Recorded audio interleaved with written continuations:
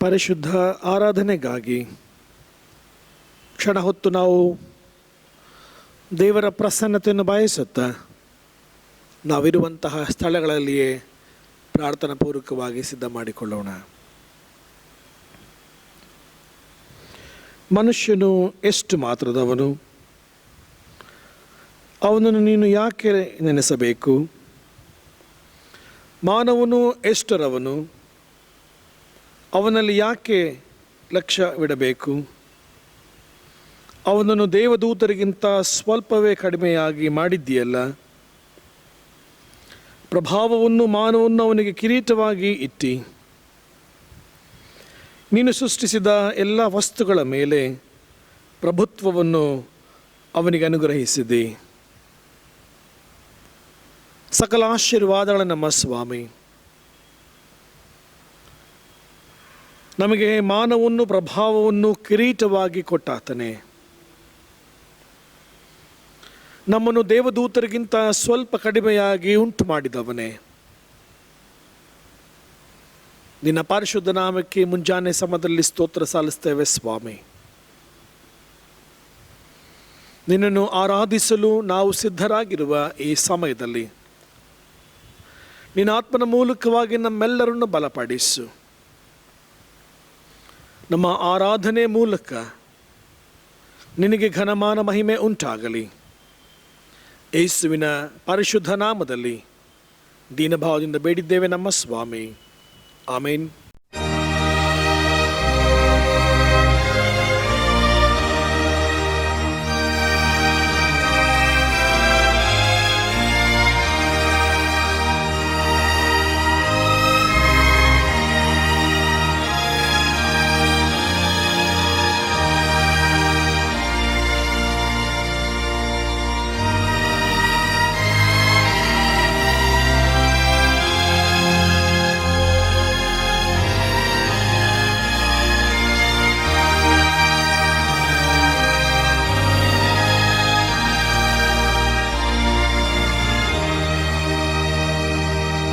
ಎಷ್ಟು ಸಂತೋಷವು ಈ ಸಪತ್ತಿನವು,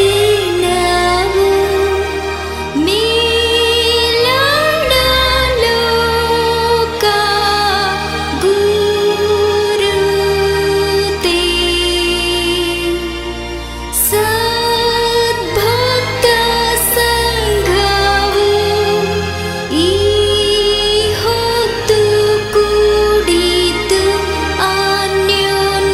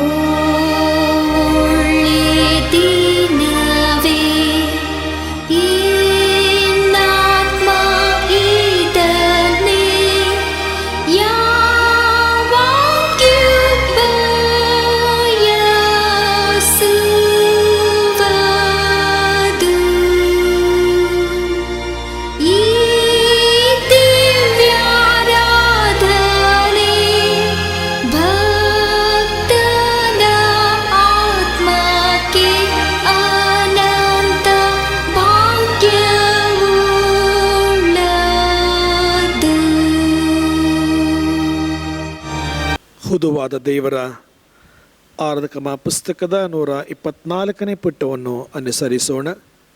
124ನೇ ಪುಟ. ಕರ್ತನು ತನ್ನ ಪರಿಶುದ್ಧ ಮಂದಿರದಲ್ಲಿದ್ದಾನೆ, ಭೂಲೋಕವೆಲ್ಲ ಆತನ ಮುಂದೆ ಮೌನವಾಗಿರಲಿ. ಆತನ ಸಾನ್ನಿಧ್ಯದಲ್ಲಿ ಮಾನ ಮಹಿಮೆಗಳು, ಆತನ ಪವಿತ್ರಾಲಯದಲ್ಲಿ ಬಲ ಸೌಂದರ್ಯಗಳು ಇರುತ್ತವೆ. ನಾನಂತೂ ನಿನ್ನ ಮಹಾಕೃಪೆಯನ್ನು ಹೊಂದಿದವನಾಗಿ ನಿನ್ನ ಮಂದಿರದೊಳಕ್ಕೆ ಪ್ರವೇಶಿಸುವೆನು. ನಿನ್ನಲ್ಲೇ ಭಯಭಕ್ತಿ ಉಳ್ಳವನಾಗಿ ನಿನ್ನ ಪರಿಶುದ್ಧ ಆಲಯದ ಕಡೆಗೆ ಅಡ್ಡ ಬೀಳುವೆನು. ಕರ್ತನು ನನಗೆ ಬೆಳಕು ರಕ್ಷಕನೂ ಆಗಿದ್ದಾನೆ, ನಾನು ಯಾರಿಗೆ ಭಯಪಟ್ಟೇನು? ಕರ್ತನು ನನ್ನ ಪ್ರಾಣದ ಆಧಾರನು, ನಾನು ಯಾರಿಗೆ ಹೆದರೇನು? ಆತನು ನಮ್ಮ ಪಾಪಗಳಿಗೆ ಸರಿಯಾಗಿ ನಮ್ಮನ್ನು ಶಿಕ್ಷಿಸಲಿಲ್ಲ, ನಮ್ಮ ಅಪರಾಧಗಳಿಗೆ ತಕ್ಕಂತೆ ದಂಡಿಸಲಿಲ್ಲ. ಭೂಮಿ ಮೇಲೆ ಆಕಾಶವು ಎಷ್ಟು ಉನ್ನತವೋ, ಆತನಲ್ಲಿ ಭಯಭಕ್ತಿ ಉಳ್ಳವರ ಮೇಲೆ ಆತನ ಕೃಪೆಯು ಅಷ್ಟು ಅಪಾರವಾಗಿದೆ. ಕರ್ತ ನಮ್ಮ ಹೋಪಕಾರಗಳಿಗೆ ಬದಲೇನು ಮಾಡಲಿ? ರಕ್ಷಣಾ ಪಾತ್ರವನ್ನು ತೆಗೆದುಕೊಂಡು ಕರ್ತನ ನಾಮವನ್ನು ಪ್ರಖ್ಯಾತಿಪಡಿಸುವೆನು. ಕರ್ತನೇ ನನ್ನ ಶರಣನೇ, ನನ್ನ ವಿಮೋಚಕನೇ, ನನ್ನ ಮಾತುಗಳು, ನನ್ನ ಹೃದಯದ ಧ್ಯಾನವು ನಿನಗೆ ಸಮರ್ಪಕವಾಗಿರಲಿ. ಪ್ರಾರ್ಥನೆ ಮಾಡೋಣ. ಸರ್ವಶಕ್ತನಾದ ದೇವರೇ, ನಮ್ಮ ಪರಮ ತಂದೆಯೇ, ನಿನ್ನಲ್ಲಿ ನಮಗೆ ಮನಃಶಾಂತಿಯು ಸಮಾಧಾನವು ದೊರಕುತ್ತವೆ. ಈ ಆರಾಧನೆಯಲ್ಲಿ ನೀನು ನಮಗೆ ಪ್ರಸನ್ನನಾಗಬೇಕೆಂದು ಬೇಡುತ್ತೇವೆ. ನಿನ್ನ ಆತ್ಮನ ವರಗಳನ್ನು ನಮ್ಮ ಮೇಲೆ ಸುರಿಸು. ಈ ಪವಿತ್ರ ಧ್ಯಾನ ಸಮಯದಿಂದ ನಾವು ದಿವ್ಯ ಲಾಭವನ್ನು ಪಡೆದು ನವ ಚೈತನ್ಯವನ್ನು ಹೊಂದಿ ನೀನು ನಮಗೆ ನೇಮಿಸಿದ ಕೆಲಸವನ್ನು ಮಾಡಿ ಮುಗಿಸಲು ಬಲಗೊಳ್ಳುವಂತೆ ಅನುಗ್ರಹಿಸಬೇಕೆಂದು ನಮ್ಮ ಕರ್ತನಾದ ಯೇಸು ಕ್ರಿಸ್ತನ ಮುಖಾಂತರ ನಿನ್ನನ್ನು ಬೇಡಿಕೊಳ್ಳುತ್ತೇವೆ. ಆಮೇನ್. ಕ್ಷಣ ಹೊತ್ತು ನಾವು ಮೌನವಾಗಿದ್ದು ದೇವರ ಪ್ರಸನ್ನತೆಯನ್ನು ಅನುಭವಿಸುತ್ತಾ, ದೇವರ ಪ್ರಸನ್ನತೆಯನ್ನು ನಾವು ಅನುಭವ ಮಾಡುವ ಈ ಸಮಯದಲ್ಲಿ ದೇವರು ನಮ್ಮ ಸಂಗಡ ಮಾತನಾಡಲಿ. ದೇವರು ನಮ್ಮ ಅಂತರಾತ್ಮದ ಪ್ರತಿಯೊಂದು ಆಲೋಚನೆಗಳನ್ನು ತಿಳಿದವನಾಗಿದ್ದಾನೆ ಎನ್ನುವಂತಹ ಆತ್ಮವಿಶ್ವಾಸದಿಂದಲೇ ಮನಬಿಚ್ಚಿ ದೇವರ ಸನ್ನಿಧಾನವನ್ನು ಅಪೇಕ್ಷಿಸುತ್ತಾ ನಮ್ಮ ಎಲ್ಲ ಬಲಹೀನತೆಗಳನ್ನು ಆತನಿಗೆ ಅರಿಕೆ ಮಾಡಿಕೊಳ್ಳೋಣ.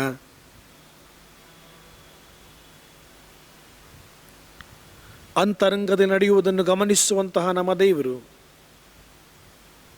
ನಮಗೆ ತಕ್ಕ ಪ್ರತಿಫಲವನ್ನು ಕೊಡುವನು ಎಂಬುದಾಗಿ ದೇವರ ವಾಕ್ಯವನ್ನು ನಾವು ತಿಳಿದಿದ್ದೇವೆ.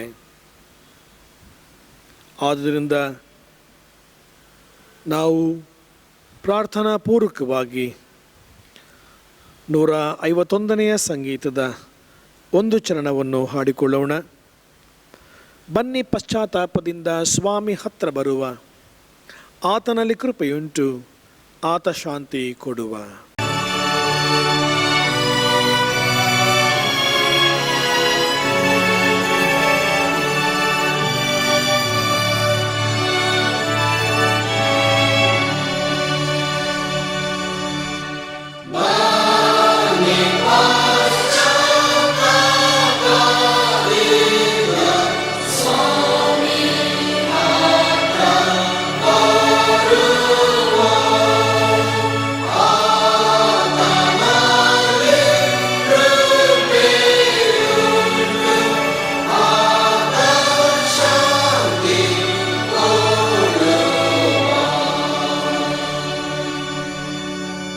ನಮ್ಮ ಪಾಪಗಳನ್ನು ನಾವು ಅರಿಕೆ ಮಾಡಿಕೊಳ್ಳುವ ಹಾಗೆ 127ನೇ ಪುಟದಲ್ಲಿರುವ ಪಾಪದರಿಕೆ ಪ್ರಾರ್ಥನೆಯನ್ನು ಒಂದೇ ಮನಸ್ಸಿನಿಂದ ಅರಿಕೆ ಮಾಡಿಕೊಳ್ಳೋಣ. ನಾವು ಬಹಳ ತಪ್ಪು ಮಾಡಿ ಮನೋವಾಕ್ಯಗಳಿಂದ ಪಾಪ ಮಾಡಿದ್ದೇವೆಂದು ತಂದೆ, ಕುಮಾರ, ಪವಿತ್ರಾತ್ಮನೆಂಬ ಸರ್ವಶಕ್ತನಾದ ದೇವರಿಗೆ ಅರಿಕೆ ಮಾಡುತ್ತೇವೆ. ಆದ ಕಾರಣ ನಮ್ಮ ಮೇಲೆ ದಯವಿಡುವಂಥ ದೇವರನ್ನು ಪ್ರಾರ್ಥಿಸುತ್ತೇವೆ. ಸರ್ವಶಕ್ತನಾದ ದೇವರೇ, ನಮ್ಮ ಮೇಲೆ ಕರುಣೆ ಇಟ್ಟು ನಮ್ಮ ಪಾಪಗಳನ್ನೆಲ್ಲ ಕ್ಷಮಿಸಿ ಎಲ್ಲ ಕೆಡುಕಿನಿಂದ ನಮ್ಮನ್ನು ಬಿಡಿಸು. ಎಲ್ಲ ಸದಾಚಾರದಲ್ಲಿ ನಮ್ಮನ್ನು ನೆಲೆಗೊಳಿಸಿ ಬಲಪಡಿಸಿ ನಿತ್ಯ ಜೀವದಲ್ಲಿ ಸೇರಿಸೆಂದು ನಮ್ಮ ಕರ್ತನಾದ ಯೇಸು ಕ್ರಿಸ್ತನ ಮುಖಾಂತರ ನಿನ್ನನ್ನು ಬೇಡಿಕೊಳ್ಳುತ್ತೇವೆ. ಆಮೇನ್. ಹಾಯಂಥ ಮೂಲ್ಯ ಮಿತ್ರ ನಮಗೀಗ ಸಿಕ್ಕಿದ, ಪಾಪ ದುಃಖ ಭಯವೆಲ್ಲ ಪರಿಹಾರ ಮಾಡಿದ, ಸ್ಥಿರಾನಂದ ಸಮಾಧಾನ ಹೊಂದಲಾಶಿಸಿದರೆ ಯೇಸು ಸ್ವಾಮಿಯನ್ನು ನಿತ್ಯ ಬೇಡುತ್ತಿರು ಮನವೇ. ದೇವರೇ, ಸದಾ ಕರುಣೆ ತೋರಿಸುವುದು, ಕ್ಷಮಿಸುವುದು ನಿನ್ನ ಸ್ವಭಾವವೇ ಆಗಿದೆ. ನಮ್ಮ ಬಡ ಬಿನ್ನಹಗಳನ್ನು ಲಾಲಿಸಿ, ನಮ್ಮ ಪಾಪಗಳ ಸಂಕೋಲೆಯಿಂದ ನಾವು ಬಂಧಿತರಾಗಿದ್ದರು ಕರುಣಾಸಾಗರನಾದ ನೀನು ನಮ್ಮ ಮಧ್ಯಸ್ಥನು ಸಹಾಯಕನಾಗಿರುವ ಯೇಸು ಕ್ರಿಸ್ತನ ಘನಕ್ಕಾಗಿ ನಮ್ಮೆಲ್ಲರನ್ನು ಬಿಡುಗಡೆ ಮಾಡಬೇಕೆಂದು ನಿನ್ನನ್ನು ಬೇಡಿಕೊಳ್ಳುತ್ತೇವೆ. ಆಮೇನ್. ಈ ಪರಿಶುದ್ಧ ಆರಾಧನೆಗೆ ನೇಮಕವಾದ ಹಳೆಯ ಒಡಂಬಡಿಕೆಯ ವೇದ ಪಾರಾಯಣವನ್ನು ನಾವು ಕೇಳಿಸಿಕೊಳ್ಳೋಣ. ಈ ಪರಿಶುದ್ಧ ಆರಾಧನೆಯ ಮೊದಲನೆಯ ವೇದ ಪಾರಾಯಣಕ್ಕಾಗಿ ನೇಮಕವಾಗಿರುವ ವೇದ ಭಾಗವು ಹಳೆಯ ಒಡಂಬಡಿಕೆಯಲ್ಲಿ ವಿಮೋಚನಾ ಕಾಂಡ 4ನೇ ಅಧ್ಯಾಯ 10ನೇ ವಚನದಿಂದ 17ನೇ ವಚನದವರೆಗೆ. From the book of Exodus chapter 4 verses beginning from 10 to 17. ವಿಮೋಚನಾ ಕಾಂಡ 4ನೇ ಅಧ್ಯಾಯ 10ನೇ ವಚನದಿಂದ 17ನೇ ವಚನದವರೆಗೆ. ಆದರೆ ಮೋಶೆ ಯೆಹೋವನಿಗೆ, ಸ್ವಾಮಿ, ನಾನು ಮೊದಲಿನಿಂದಲೂ ನೀನು ದಾಸನ ಸಂಗಡ ಮಾತನಾಡಿದ ಮೇಲೆಯೂ ವಾಕ್ಚಾತುರ್ಯ ಇಲ್ಲದವನು, ನನ್ನ ಮಾತು ನಾಲಿಗೆಯು ಮಂದಾಗಿವೆ ಎಂದು ಹೇಳಲು ಯೆಹೋವನು ಅವನಿಗೆ, ಮನುಷ್ಯರಿಗೆ ಬಾಯಿ ಕೊಟ್ಟವರ್ಯಾರು? ಒಬ್ಬನು ಮೂಕನಾಗಿ ಮತ್ತೊಬ್ಬನು ಕಿವುಡನಾಗಿ, ಒಬ್ಬನು ಕಣ್ಣುಳ್ಳವನಾಗಿ ಮತ್ತೊಬ್ಬನು ಕಣ್ಣಿಲ್ಲದವನಾಗಿ ಇರಬೇಕೆಂದು ನೇಮಿಸಿದವರ್ಯಾರು? ಯೆಹೋವನಾಗಿರುವ ನಾನಲ್ಲವೇ? ಹೀಗಿರುವುದರಿಂದ ನೀನು ಹೊರಟು ಹೋಗು, ನಾನು ನಿನ್ನ ಬಾಯಿಗೆ ಸಹಾಯವಾಗಿದ್ದು ನೀನು ಮಾತಾಡಬೇಕಾದ್ದನ್ನು ಬೋಧಿಸುವೆನು ಎಂದು ಹೇಳಿದನು.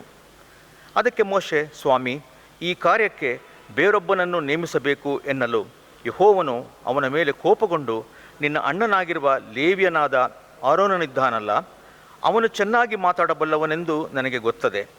ಅವನೇ ನಿನ್ನನ್ನು ಎದುರುಗೊಳ್ಳುವುದಕ್ಕೆ ಬರುತ್ತಾನೆ, ನಿನ್ನನ್ನು ಕಂಡು ಸಂತೋಷಿಸುವನು.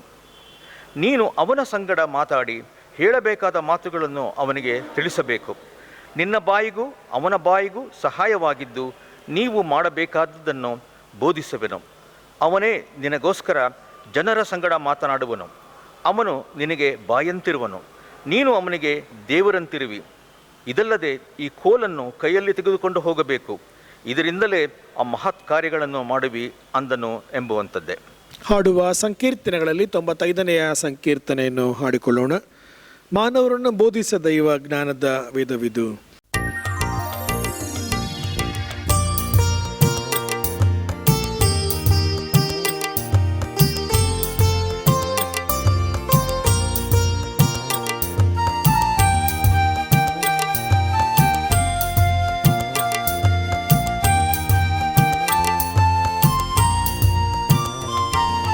ಮಾನವರನ್ನು ಬೋಧಿಸಿ ದೈವ ಜ್ಞಾನದ ವೇದವಿದು.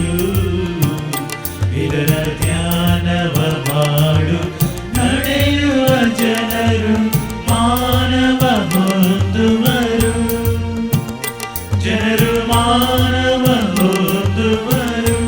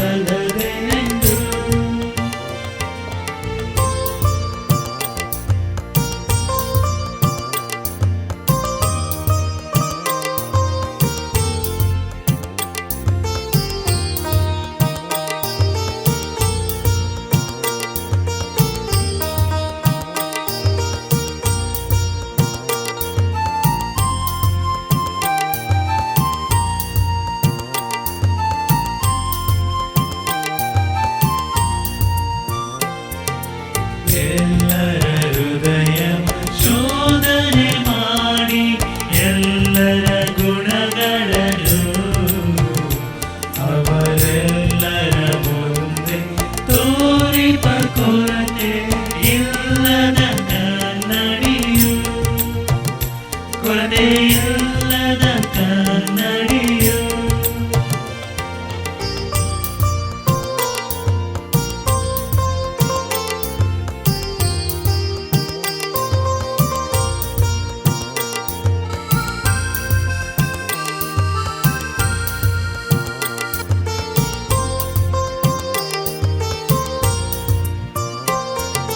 ದೇವರು ಕೊಟ್ಟ ಆತ್ಮದ ಖಡ್ಗ, ದೇವರ ಘನವೇದ,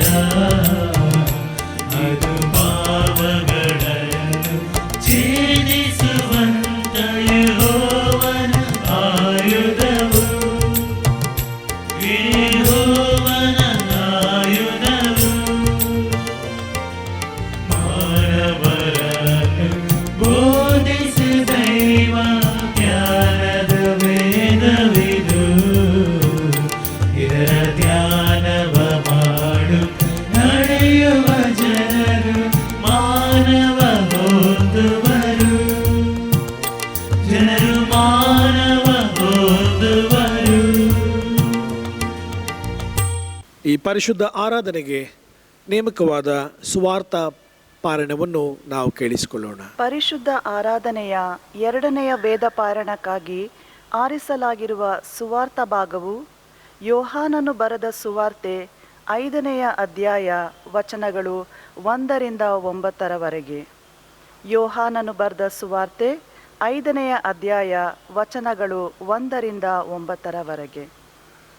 ಏಸು ಸಬ್ಬತ್ ದಿನದಲ್ಲಿ ಒಬ್ಬ ರೋಗಿಯನ್ನು ಸ್ವಸ್ಥ ಮಾಡಿದ್ದರಿಂದ ಯಹೂದ್ಯರು ಆತನನ್ನು ವಿರೋಧಿಸಿದ್ದು. ಇದಾದ ಮೇಲೆ ಯಹೂದ್ಯರೊಂದು ಜಾತ್ರೆ ಬಂದಿದ್ದರಿಂದ ಏಸು ಯೆರೂಸಲೇಮಿಗೆ ಹೋದನು. ಯೆರೂಸಲೇಮಿನಲ್ಲಿ ಕುರಿ ಅಗಸ ಬಾಗಿಲಿನ ಹತ್ತಿರದಲ್ಲಿ ಒಂದು ಕೊಳವಿದೆ. ಇದಕ್ಕೆ ಇಬ್ರಿಯ ಮಾತಿನಲ್ಲಿ ಬೆತ್ಸತಾ ಎಂದು ಹೆಸರು. ಅಲ್ಲಿ 5 ಮಂಟಪಗಳಿವೆ. ಇವುಗಳಲ್ಲಿ ಬಹುಮಂದಿ ರೋಗಿಗಳು, ಕುರುಡರು, ಕುಂಟರು, ಮೈ ಒಣಗಿದವರು ಬಿದ್ದುಕೊಂಡಿರುವರು. ಅಲ್ಲಿ 38 ವರ್ಷದಿಂದ ರೋಗಿಯಾಗಿದ್ದ ಒಬ್ಬ ಮನುಷ್ಯನಿದ್ದನು. ಅವನು ಬಿದ್ದಿರುವುದನ್ನು ಏಸು ಕಂಡು, ಇವನು ಹೀಗಾಗಿ ಬಹುಕಾಲವಾಗಿದೆ ಎಂದು ತಿಳಿದು, ನಿನಗೆ ಸ್ವಸ್ಥವಾಗಲಿಕ್ಕೆ ಮನಸ್ಸುಂಟೋ ಎಂದು ಅವನನ್ನು ಕೇಳಿದ್ದಕ್ಕೆ ಆ ರೋಗಿಯು, ಸ್ವಾಮಿ, ನೀರು ಉಕ್ಕುವಾಗ ನನ್ನನ್ನು ಕೊಳದೊಳಗೆ ಇಳಿಸುವವರು ಒಬ್ಬರೂ ಇಲ್ಲ. ನಾನು ಬರುವುದರೊಳಗೆ ನನಗಿಂತ ಮುಂದಾಗಿ ಮತ್ತೊಬ್ಬನು ಇಳಿಯುತ್ತಾನೆ ಅಂದನು. ಏಸು ಅವನಿಗೆ, ಎದ್ದು ನಿನ್ನ ಹಾಸಿಗೆಯನ್ನು ಹೊತ್ತುಕೊಂಡು ನಡೆ ಎಂದು ಹೇಳಿದನು. ಆ ಕ್ಷಣವೇ ಆ ಮನುಷ್ಯನು ಸ್ವಸ್ಥನಾಗಿ ತನ್ನ ಹಾಸಿಗೆಯನ್ನು ಹೊತ್ತುಕೊಂಡು ನಡೆದನು ಎಂಬುದೇ. ದೇವರು ಈ ವಾಕ್ಯಗಳನ್ನು ಆಶೀರ್ವದಿಸಲಿ. ನಾವೆಲ್ಲರೂ ನಂಬಿರುವ ನಮ್ಮ ವಿಶ್ವಾಸವನ್ನು ಅಪೊಸ್ತಲರ ವಿಶ್ವಾಸ ಸೂತ್ರದ ಮೂಲಕ ಅರಿಕೆ ಮಾಡಿಕೊಳ್ಳೋಣ. ಪರಲೋಕ ಭೂಲೋಕಗಳನ್ನು ಸೃಷ್ಟಿಸಿದ ಸರ್ವಶಕ್ತನಾಗಿರುವ ತಂದೆಯಾದ ದೇವರನ್ನು ನಂಬುತ್ತೇನೆ. ಆತನ ಏಕಕುಮಾರನಾಗಿರುವ ನಮ್ಮ ಪ್ರಭುವಾದ ಯೇಸು ಕ್ರಿಸ್ತನನ್ನು ನಂಬುತ್ತೇನೆ. ಈತನು ಪರಿಶುದ್ಧಾತ್ಮನಿಂದ ಕನ್ಯಾಮರಳ ಗರ್ಭದಲ್ಲಿ ಧರಿಸಲ್ಪಟ್ಟು ಆಕೆಯಲ್ಲಿ ಹುಟ್ಟಿ ಪೊಂತಿ ಪಿಲಾತನ ಆಧಿಪತ್ಯದಲ್ಲಿ ಶ್ರಮೆ ಹೊಂದಿ ಶಿಲುಬೆಗೆ ಜಡೆಯಲ್ಪಟ್ಟು ಸತ್ತು ಹೂಣಲ್ಪಟ್ಟು ಪಾತಾಳಕ್ಕೆ ಇಳಿದು 3ನೇ ದಿವಸದಲ್ಲಿ ಸತ್ತರೊಳಗಿಂದ ಎದ್ದು ಪರಲೋಕಕ್ಕೆ ಏರಿ ಹೋಗಿ ಸರ್ವಶಕ್ತನಾಗಿರುವ ತಂದೆಯಾದ ದೇವರ ಬಲಪಾರ್ಶ್ವದಲ್ಲಿ ಕುಳಿತುಕೊಂಡಿರುತ್ತಾನೆ. ಈತನು ಅಲ್ಲಿಂದ ಬದುಕಿರುವವರಿಗೂ ಸತ್ತವರಿಗೂ ನ್ಯಾಯ ತೀರಿಸುವನು ಎಂಬುದನ್ನು ನಂಬುತ್ತೇನೆ. ನಾನು ಪರಿಶುದ್ಧಾತ್ಮ ನಂಬುತ್ತೇನೆ. ಒಂದೇ ಪರಿಶುದ್ಧ ಕ್ರೈಸ್ತ ಸಭೆಯು, ಭಕ್ತರ ಅನ್ಯೋನ್ಯತೆಯು, ಪಾಪದ ಪರಿಹಾರವು, ದೇಹದ ಪುನರುತ್ಥಾನವು, ನಿತ್ಯ ಜೀವವು ಉಂಟೆಂಬುದನ್ನು ನಂಬುತ್ತೇನೆ. ಆಮೇನ್. ಕಾಯುವ ನಿನ್ನ ಎಂದೆಂದು ಕೈಬಿಡದೆ ಈ ಸಂಗೀತದ ಒಂದು ಚರಣ ಹಾಡುವ. ಕಾಯುವ ನಿನ್ನ ಎಂದೆಂದು ಕೈ ಬಿಡದೆ, ಕಾಯುವ ನಿನ್ನ ಎಂದೆಂದು ಕೈ ಬಿಡದೆ, ಇದುವರೆಗೆ ಕಾಯ್ದ ಇಮ್ಮಾನುವೇಲ ಎಂದೆಂದು ಕಾಯುವನು, ಇದುವರೆಗೆ ಕಾಯ್ದ ಇಮ್ಮಾನುವೇಲ ಎಂದೆಂದು ಕಾಯುವನು. ಕಾಯುವ ನಿನ್ನ ಎಂದೆಂದು ಕೈ ಬಿಡದೆ. ಪ್ರಾರ್ಥನೆ ಮಾಡೋಣ. ನಮ್ಮನ್ನು ಕಾಯುವ ದೇವರೇ, ನಮ್ಮನ್ನು ಸಂರಕ್ಷಿಸುವ ದೇವರೇ, ನಮ್ಮನ್ನು ಪರಿಪಾಲಿಸುವ ದೇವರೇ, ನಮಗೆ ಸಕಲ ಆಶೀರ್ವಾದಗಳನ್ನು ನಿನ್ನ ಚಿತ್ತಕ್ಕನುಗುಣವಾಗಿ ದಯಪಾಲಿಸುವಂಥ ನಮ್ಮ ರಕ್ಷಕನೇ, ಈ ಬೆಳಗಿನ ಸಮಯದಲ್ಲಿ ಸ್ವಾಮಿ ನಮ್ಮನ್ನು ಕಾಯುವಾತ ನೀನು ಎಂಬುದಾಗಿ ದೃಢವಾಗಿ ನಂಬಿ ನಮ್ಮನ್ನು ನಿನ್ನ ಕೃಪಾಹಸ್ತಗಳು ಒಪ್ಪಿಸಿಕೊಡುತ್ತೇವೆ. ಮತ್ತೊಂದು ವಾರದಲ್ಲಿ ಸ್ವಾಮಿ ನಿನ್ನ ಆಶೀರ್ವಾದ ಹೊಂದಿಕೊಳ್ಳೋದಕ್ಕೆ ನಾವು ಬಂದಿದ್ದೇವೆ. ನಾವು ಬಂದಿರುವಂಥದ್ದು ನಿನ್ನ ಸನ್ನಿಧಾನ ಎಂಬುದಾಗಿ ಅನುಭವ ಮಾಡಿಕೊಳ್ಳುತ್ತಾ ನಾವಿರುವಂತಹ ಸ್ಥಳಗಳಲ್ಲಿ ಸ್ವಾಮಿ ನೀನು ಇದ್ದಿ ಎನ್ನುವಂತಹ ದೃಢ ನಂಬಿಕೆ ವಿಶ್ವಾಸದಿಂದಲೇ ನಿನ್ನನ್ನು ಸ್ತೋತ್ರ ಮಾಡುತ್ತೇವೆ ಸ್ವಾಮಿ. ನಿನ್ನ ಸರ್ವವ್ಯಾಪಿಯು, ನಮ್ಮ ಸಂಗಡ ಇರುವವನು, ನಮ್ಮ ಪರಿಸ್ಥಿತಿಗಳನ್ನು ತಿಳಿದಾತನು, ನಾವು ನಡೆಸುವಾತನೂ ಆಗಿದ್ದಿ.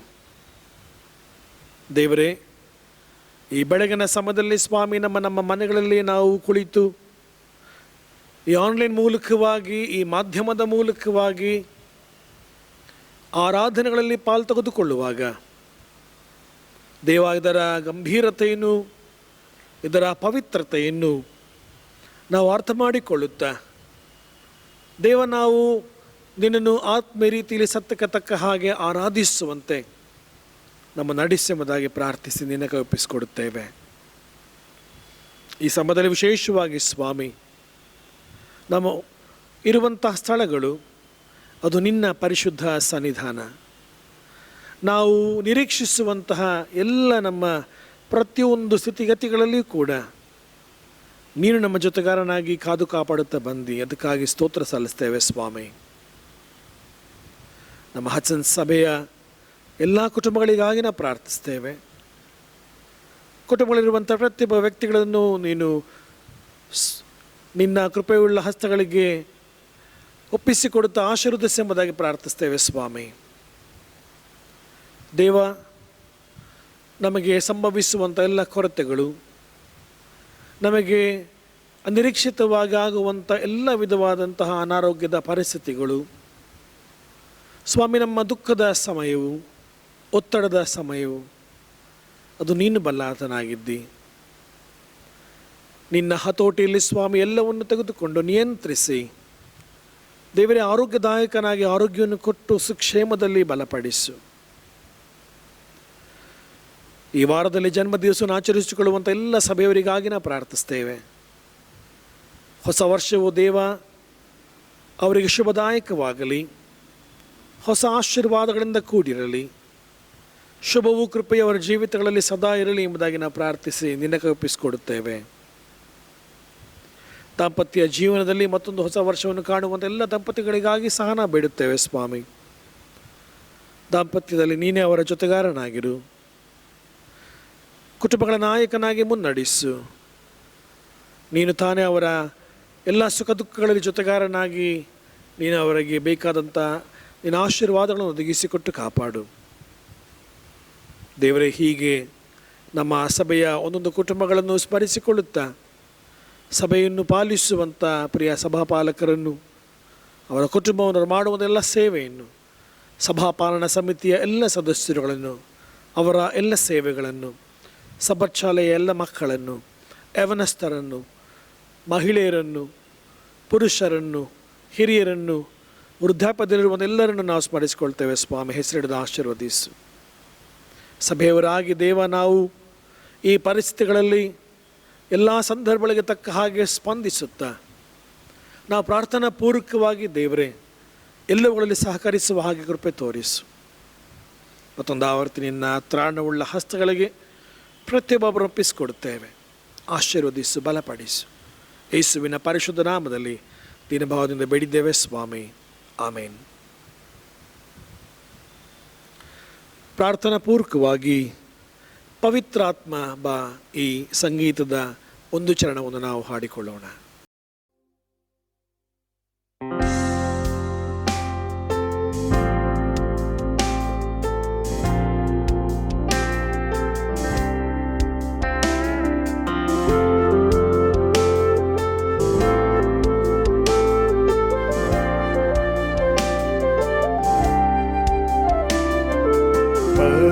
ಪವಿತ್ರ ಆತ್ಮ ಬಾ,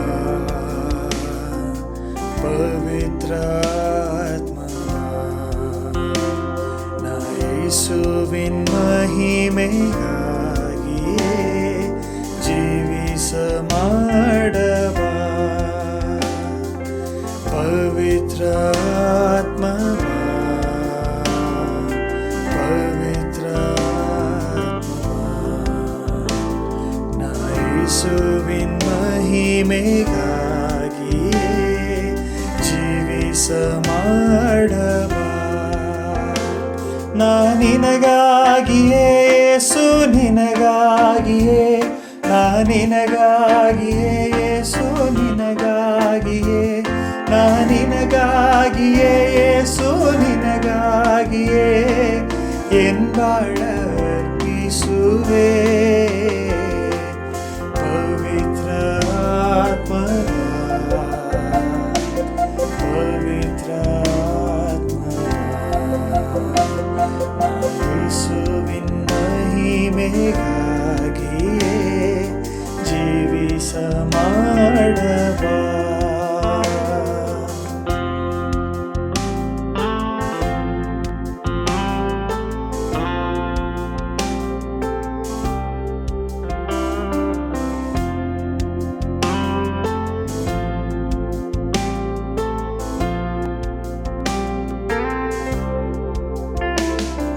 ಶಿರವನ್ನು ಬಾಗಿ ಕರವನ್ನು ಜೋಡಿಸಿ ಪ್ರಾರ್ಥನೆಯ ಸಲ್ಲಿಸುವೆ.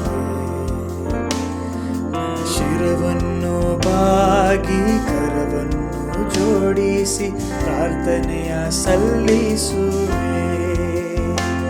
ನಾ ನಿನಗಾಗಿಯೇ ಯೇಸು ನಿನಗಾಗಿಯೇ, ನಾ ನಿನಗಾಗಿಯೇ ಯೇಸು ನಿನಗಾಗಿಯೇ, ನಾ ನಿನಗಾಗಿಯೇ ಯೇಸು ನಿನಗಾಗಿಯೇ ಎನ್ ಬಾಳ ಅರ್ಪಿಸುವೆ. ಪವಿತ್ರ ಆತ್ಮ ಬಾ, ಪವಿತ್ರ ಆತ್ಮ ಬಾ, ಯೇಸುವಿನ ಮಹಿಮೆಗಾಗಿಯೇ ಜೀವಿಸ ಮಾಡಬಾ, ಜೀವಿಸ ಮಾಡಬಾ, ಜೀವಿಸ ಮಾಡಬಾ. ಪ್ರಾರ್ಥನೆ ಮಾಡೋಣ. ಪವಿತ್ರಾತ್ಮನೇ, ನಮ್ಮ ಮಧ್ಯದಲ್ಲಿ ಸ್ವಾಮಿ ನೀನು ಇಳಿದು ಬಾ. ನಿನ್ನ ಜ್ಞಾನವು ನಿನ್ನ ವಿವೇಕವು ಸ್ವಾಮಿ ನಮಗೆ ಅಗತ್ಯ. ಈ ಬೆಳಗಿನ ಸಮಯದಲ್ಲಿ ನಾವು ನಿನ್ನ ವಾಕ್ಯಗಳನ್ನು ಧ್ಯಾನಿಸಲು ಸಿದ್ಧರಾಗಿರುವಾಗ ನಿನ್ನ ಆತ್ಮನ ಮೂಲಕ ನಮ್ಮ ಸಂಗಡ ಮಾತನಾಡು ಸ್ವಾಮಿ. ನಿನ್ನ ವಾಕ್ಯಗಳ ಶ್ರೇಷ್ಠತೆಯನ್ನು ನಾವು ಅರ್ಥ ಮಾಡಿಕೊಳ್ಳುತ್ತಾ ನಿನ್ನ ವಾಕ್ಯಕ್ಕೆ ಅನುಗುಣವಾಗಿ ಜೀವಿಸುವಂತೆಯೂ ನಿನ್ನ ವಾಕ್ಯಕ್ಕೆ ಅನುಗುಣವಾಗಿ ನಾವು ಬಾಳುವಂತೆಯೂ ನಮಗೆ ನೀನು ಸಹಾಯವನ್ನು ದಯಪಾಲಿಸು ದೇವ. ಈ ಸಮಯದಲ್ಲಿ ನಮ್ಮನ್ನು ನಾವೇ ತಗ್ಗಿಸಿಕೊಳ್ಳುತ್ತಾ ನಿನಗೆ ಮಾತ್ರ ಮಹಿಮೆಯನ್ನು ಸಲ್ಲಿಸುತ್ತಾ ನಿನ್ನ ವಾಕ್ಯಗಳಿಂದ ನಮ್ಮನ್ನು ಸಂತೃಪ್ತಿಗೊಳಿಸೆಂದು ಯೇಸುವಿನ ಪರಿಶುದ್ಧ ನಾಮದಲ್ಲಿ ದೀನಭಾವದಿಂದ ಬೇಡಿದ್ದೇವೆ ಸ್ವಾಮಿ, ಆಮೇನ್. ಕರ್ತನಲ್ಲಿ ಪ್ರೀತಿಯುಳ್ಳ ಸಭೆಯವರೇ,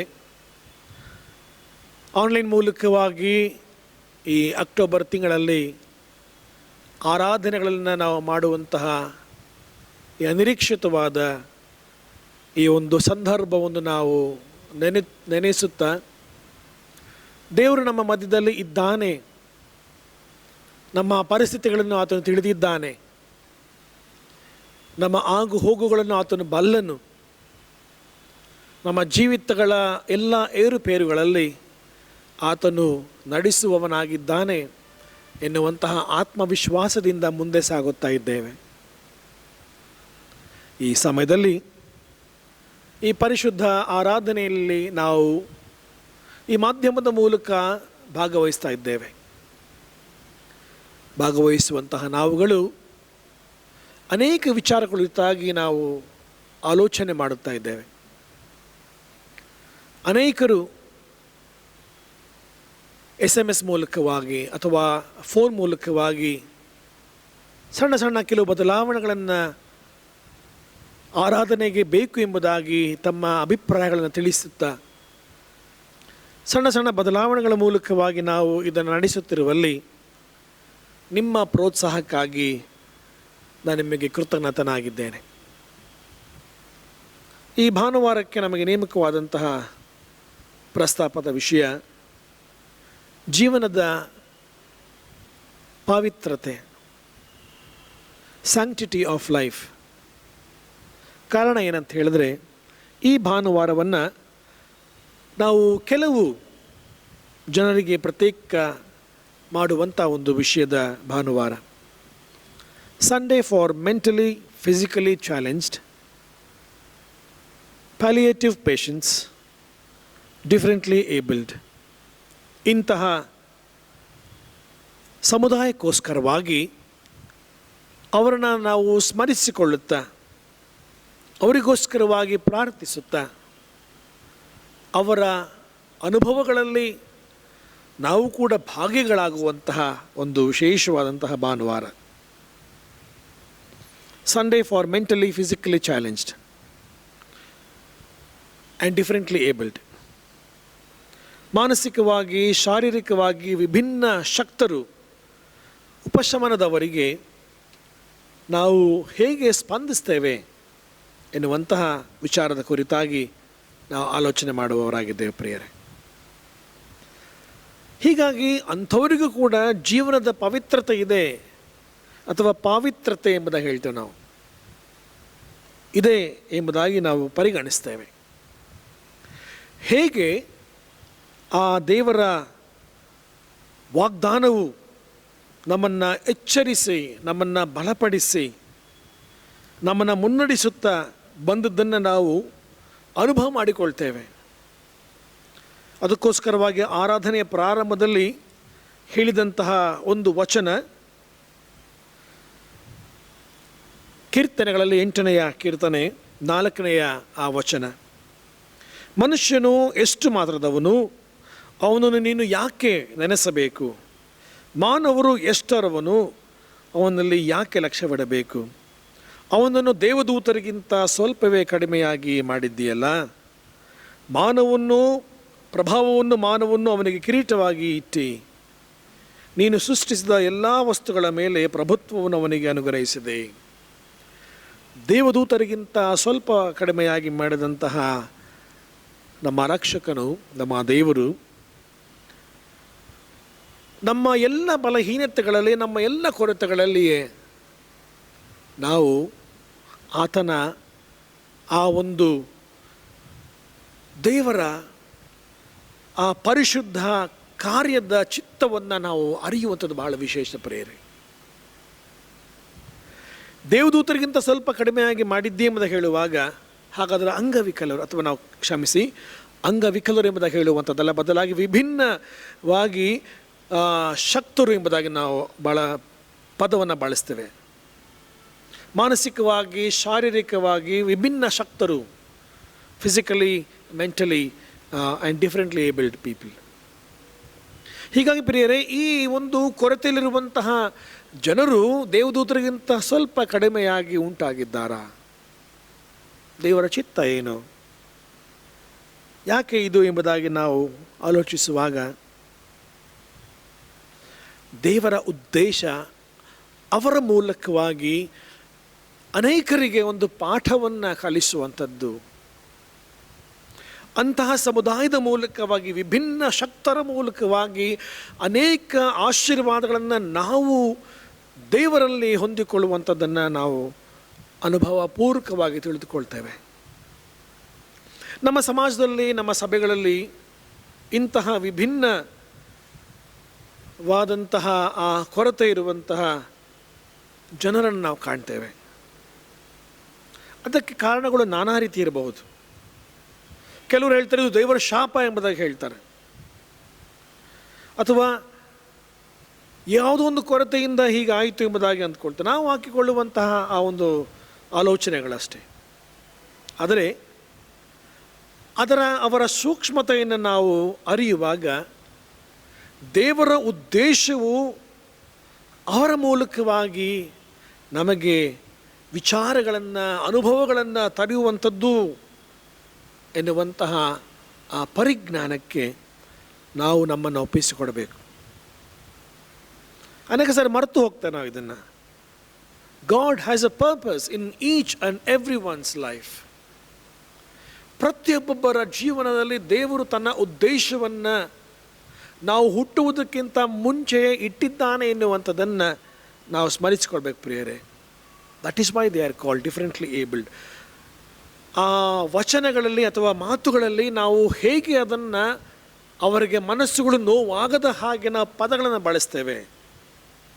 ಡಿಫರೆಂಟ್ಲಿ ಏಬಲ್ಡ್ ಎಂಬುದಾಗಿ ಹೇಳ್ತೇವೆ. ವಿಭಿನ್ನ ಶಕ್ತರು. ನೀವು ಅನೇಕ ಈ ಸಣ್ಣ ಸಣ್ಣ ಡಾಕ್ಯುಮೆಂಟ್ರಿಗಳನ್ನು ಅಥವಾ ವಾಟ್ಸಪ್ಗಳಲ್ಲಿ ಬರುವಂಥ ವೀಡಿಯೋಗಳು ನೋಡಿರಬಹುದು.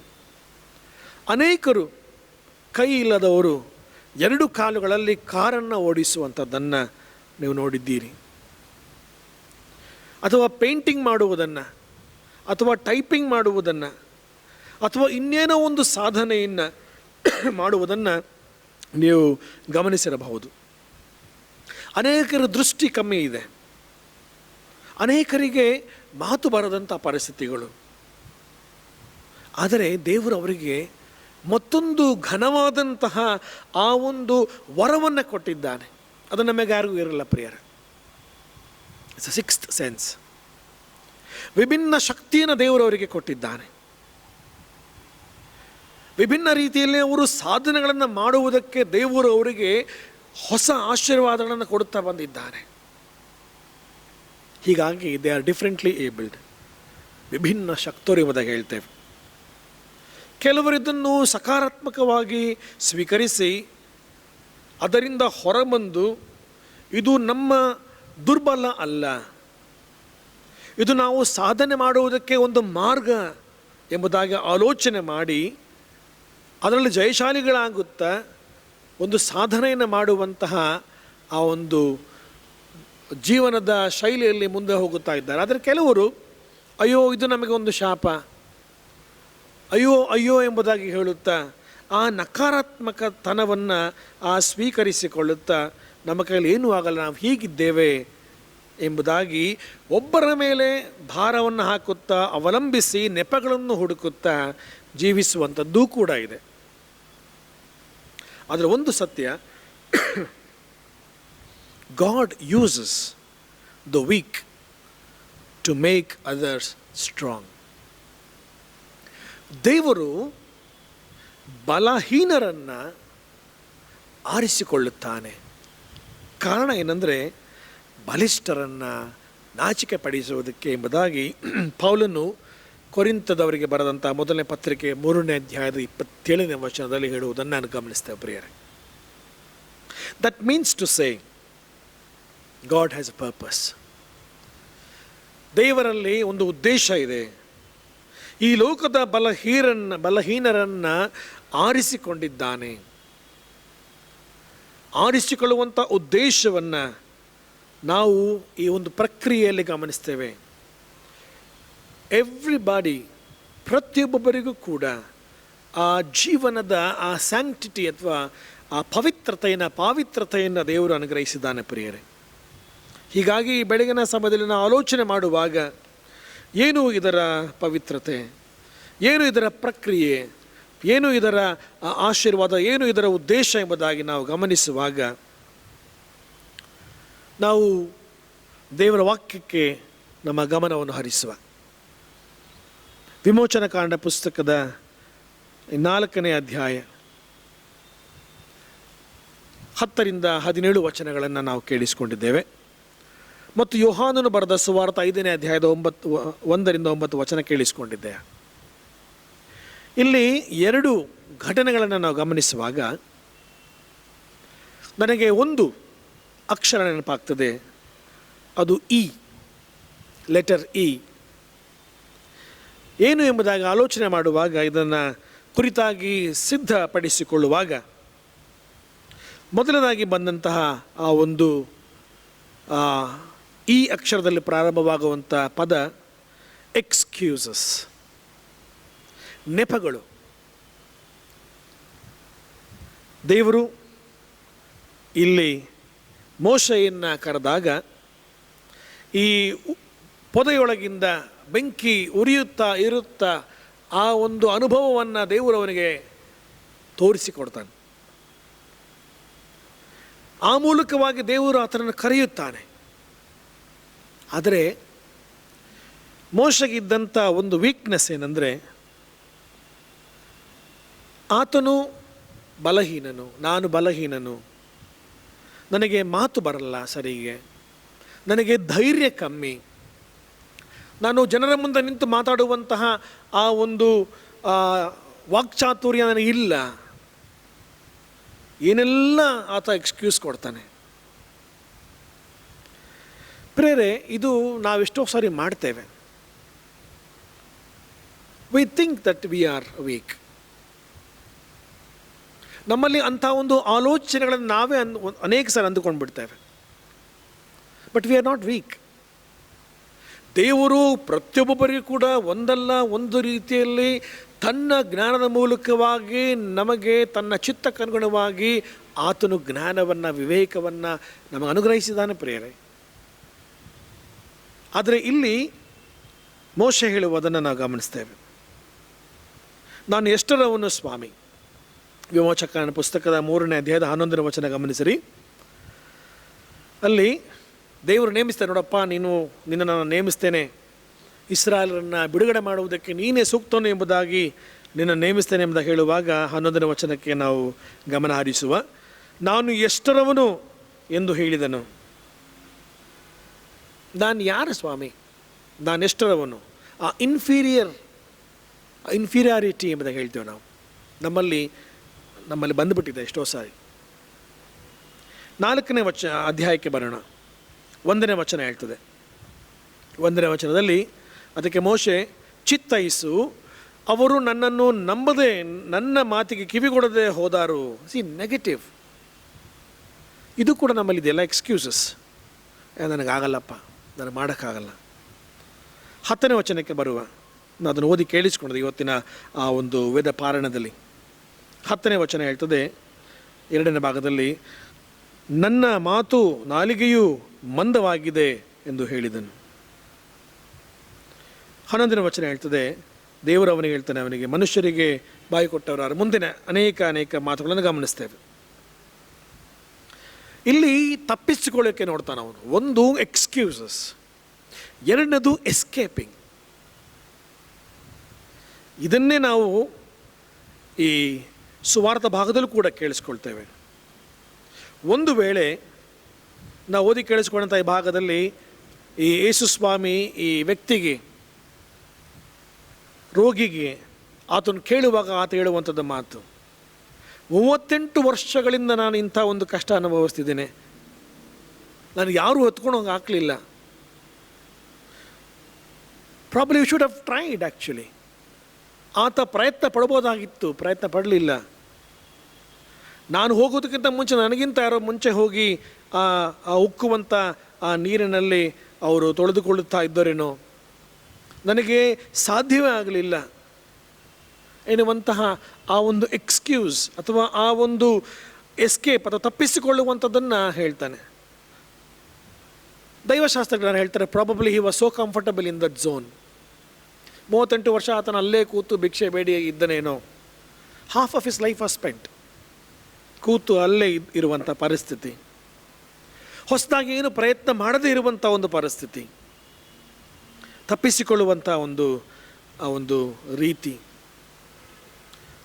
ಈ ಹೊತ್ತಿನ ಪ್ರಪಂಚದಲ್ಲಿ ಪ್ರಿಯರೇ, ಇಂಥ ಅನೇಕರಿದ್ದಾರೆ. ನೀವು ಒಂದು ವೇಳೆ ಪ್ರಯಾಣ ಮಾಡುವಾಗ ಈ ಸಿಗ್ನಲ್ಗಳಲ್ಲಿ ಗಮನಿಸಬಹುದು, ಅನೇಕ ದುರ್ಬಲ ಹೀನರು ಭಿಕ್ಷೆಯನ್ನು ಬೇಡುವಂಥದ್ದನ್ನು. ಆದರೆ ಅವರಿಗೆ ಶಕ್ತಿ ಇರಲ್ವಾ? ಖಂಡಿತ ಇರುತ್ತೆ. ಆದರೆ ಅಂತಹ ಸನ್ನಿವೇಶಗಳಲ್ಲೇ, ಅಂತಹ ಪರಿಸ್ಥಿತಿಗಳಲ್ಲಿ ಅವರು ತಮ್ಮನ್ನು ತಾವೇ ಒದಗಿಸಿಕೊಂಡಿರ್ತಾರೆ. They would be so comfortable in that zone. ಆದರೆ ಅದರಿಂದ ಹೊರಬರುವುದಕ್ಕೆ ಪ್ರಯತ್ನ ಪಡುವಂತಹ ಅರಿವೇ ಇರೋದಿಲ್ಲ ಅವರಿಗೆ. Easy living. ನೆಪಗಳು, ತಪ್ಪಿಸಿಕೊಳ್ಳುವಂತಹ ರೀತಿ. But god had A different purpose. ಮೋಶೆಗೆ ಇದ್ದಂತಹ ಉದ್ದೇಶವೇ ಬೇರೆ. ಮೋಶೆಗೆ ದೇವರು ನೇಮಿಸಿದಂಥ ಉದ್ದೇಶವನ್ನು ಇಲ್ಲಿ ನಾವು ಗಮನಿಸ್ತೇವೆ. 11ನೇ ವಚನವನ್ನು ಗಮನಿಸಿರಿ. ಮನುಷ್ಯರಿಗೆ ಬಾಯಿ ಕೊಟ್ಟವರು ಯಾರು? ಒಬ್ಬನು ಮೂಕನಾಗಿ, ಒಬ್ಬನು ಕಿವುಡನಾಗಿ, ಒಬ್ಬನು ಕಣ್ಣು ಉಳ್ಳವನಾಗಿ, ಮತ್ತೊಬ್ಬನು ಕಣ್ಣಿಲ್ಲದವನಾಗಿ ಇರಬೇಕೆಂದು ನೇಮಿಸಿದವರಾರು? ಯೆಹೋವನಾಗಿರುವ ನಾನಲ್ಲವೇ? ಹೀಗಿರುವುದರಿಂದ ನೀನು ಹೊರಟು ಹೋಗು, ನಾನು ನಿನ್ನ ಬಾಯಿಗೆ ಸಹಾಯವಾಗಿದ್ದು ನೀನು ಮಾತಾಡಬೇಕಾದನ್ನು ಬೋಧಿಸುವೆನು. ಬದಲಾವಣೆ ಉಂಟಾಗ್ತದೆ ಪ್ರಿಯರೇ, ವೆನ್ ವಿ ಟ್ರಸ್ಟ್ ಗಾಡ್. ದೇವರು ಇಲ್ಲಿ ತನ್ನ ಕಾರ್ಯವನ್ನು ಮಾಡುವುದಕ್ಕೆ ಪ್ರಾರಂಭ ಮಾಡ್ತಾನೆ. ಮೂರನೇದಾಗಿ ನಾವು ಗಮನಿಸ್ತೇವೆ, 1, 2 ಎಕ್ಸ್ಕ್ಯೂಸಸ್ ಆ್ಯಂಡ್ ಎಸ್ಕೇಪಿಸಮ್. ಮೂರನೇದು ಗಾಡ್ ಎಕ್ವಿಪ್ಸ್ ಅಸ್. ಅಲ್ಲಿ ಸಜ್ಜುಗೊಳಿಸ್ತಾನಂತೆ ಮೋಶೆಯನ್ನು.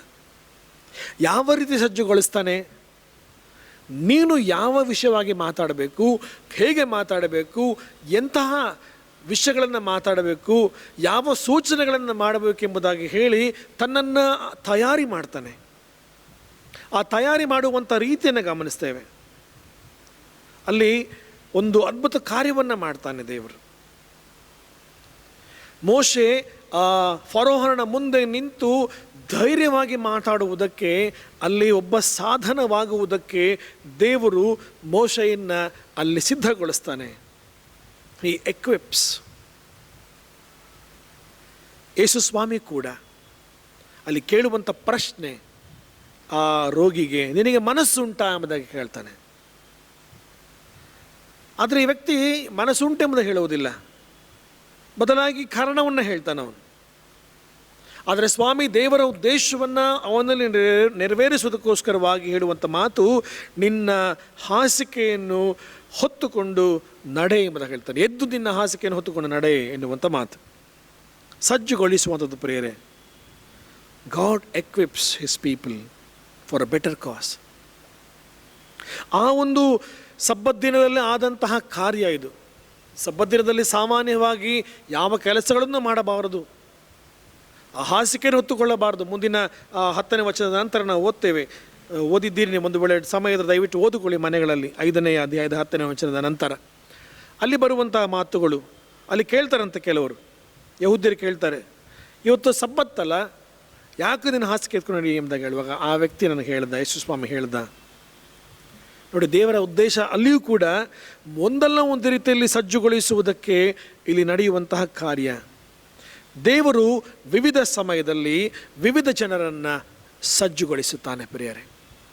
ಮೋಶೆಯನ್ನು ಆ ಸಮಯದಲ್ಲಿ ಆ ಒಂದು ಬೆತೆಸ್ತಾ ಎನ್ನುವಂತಹ ಆ ಸ್ಥಳದ ಆ ಕೊಳದ ಬಳಿಯಲ್ಲಿ ಈ ಒಬ್ಬ ರೋಗಿಯನ್ನು ಸಜ್ಜುಗೊಳಿಸುವಂಥವನಾಗಿದ್ದಾನೆ.